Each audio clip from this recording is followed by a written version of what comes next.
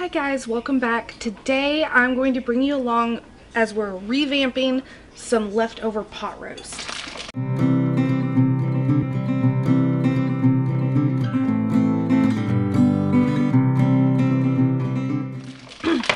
So let's just dive right in. We are going to be making pot roast soup with mushrooms. I'm going to be using some dehydrated chanterelles that we need to rehydrate. And when you're rehydrating mushrooms, I recommend having a separate pot of water to rehydrate your mushrooms in, because there's going to be a grit in the bottom, and so after everything rehydrates, we're going to use this stock, but we're not going to use the last little bit because it's going to have the grit in it, and you don't want that in your soup. So we'll let those rehydrate. I also have some of my regular portobellos that I'm going to drop in. Those are clean, so I don't have to worry about grit. And then we're adding 2 pints of my French onion soup, because why not? We're adding thyme, parsley, and then of course our leftover roast. So I'm gonna let this hydrate and then cut up my roast, and then I'll bring you back. Okay, so I forgot about the drippings from the actual roast, so I may only end up using 1 of my pints, which is fine because these are my last 2. So I really didn't want to use them both. I have my stove heating up. It's on medium high, and so I put my drippings in there, which is about 2 cups, and then I'm gonna add my French onion soup, and I'm going to have to make more of this. Darn, I love cayenne, so I'm okay with that. And then I have my cut up roast leftovers that I'm just gonna throw in. And if you didn't have the French onion soup, then just use beef broth and then add some onion and garlic. But I don't have to worry about that because my soup has onion and garlic already in it, caramelized to perfection, so I don't have to do anything extra. Add in our parsley. Add in just a little bit of thyme because I do have some thyme in my soup already. Get a spoon.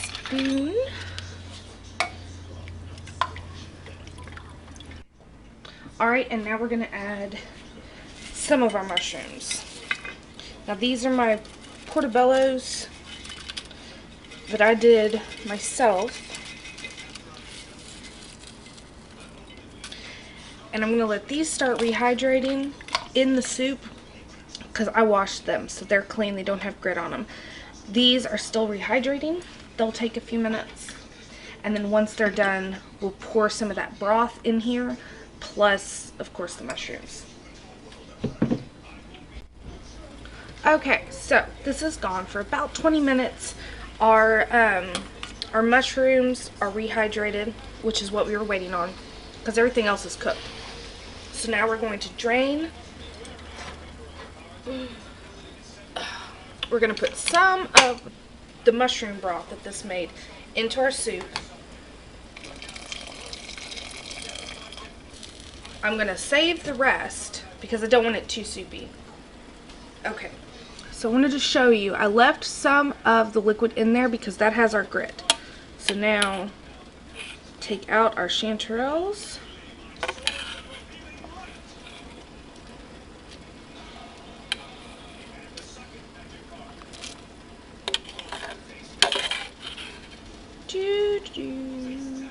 I would love to grow my own mushrooms. I've looked into it and I might do it at some point, but I want to make sure I'm somewhere where I won't be moving before I invest in that. Alright, and I think we about got them all. Okay. Let's give it a nice stir. And look at how meaty and mushroomy and delicious this is. That is awesome. Now, if you want to know what's in my French onion soup, which I think is what makes this dish, I will leave a link to that up here. It has everything. It has beef broth and then the onions and seasonings. There's bay in there, so that's why I didn't put any bay in this. Oh, I am going to add some red pepper though. Add a little bit of red pepper because I love that with mushrooms. And if you wanted this to be creamy, you could add cream to it, a little bit of heavy cream. That would definitely be good. I actually do that with my mushroom soup that I make. But this time I'm just going to leave it right like this. I have some crusty bread that is baking off in the oven. And so let's plate up this. Alright, so here is the yummy soup. Look at this. There's your roast and your mushrooms, and then there's caramelized onions from our soup. This stuff is so good. And so, let me taste the broth first. Oh, that's perfect. Get a nice big spoonful of our mushrooms and roast.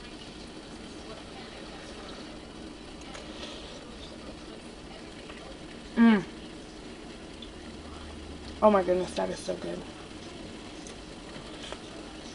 I think I outdid myself. So, this, like I had said earlier, perfect just the way it is. If you wanted to kick it up a notch, you can always add some heavy cream at the end, just to give it a nice creamy finish. And I like to serve this with some crusty bread. So I hope that you enjoyed this quick video on how to make your leftover pot roast into something absolutely fabulous. And I will see you guys next time. Thanks for watching.